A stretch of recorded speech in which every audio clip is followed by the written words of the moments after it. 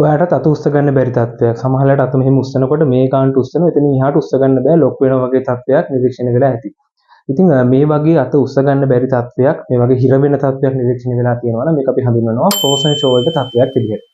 ඉතින් මේක frozen shoulder විදිහට ඒ වගේම අවබාහුක තත්ත්වයක් නැත්නම් adhesive capsulitis තත්ත්වයක් මේ විදිහට අපිට හඳුන්වන්න පුළුවන්.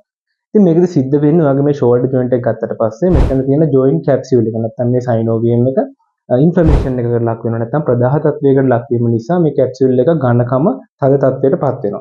ඒක නිසා තමයි මෙතනින් બ્લોක් එකක් වගේ නැත්නම් මේ අත ලොක් වෙන තත්වයකටපත් වෙන්නේ. යම් ප්‍රමාණයකට උස්සනවා එතනින් එහාට උස්සන්න බෑ.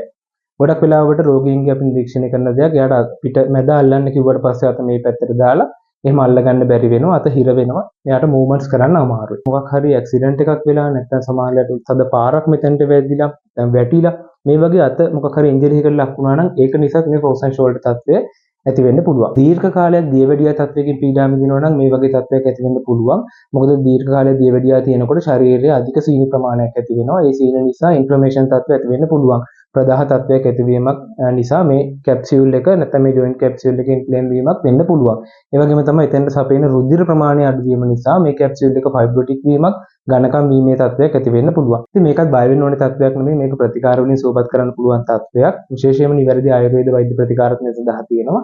ඉතින් මේ වගේ ලක්ෂණ ටිකක් ඔයා නිරීක්ෂණය කරලා තියෙනවා නම් ළඟම ඉන්න සුසුකම්ලත් වෛද්‍යවරයා ළඟට ගිහිල්ලා අදාළ සෞඛ්‍ය උපදෙස් ලබා ගන්න ඕනේ. ඉතින් ඔයා මේ වීඩියෝ එකකිනුත් දෙයක් ඉගෙන ගත්තා නම් සහ මේ වගේ රෝගී තත්ත්වයන් ගැන ඔයාලට තියෙන ප්‍රශ්න කමෙන්ට් එකක් විදිහට දාන්න.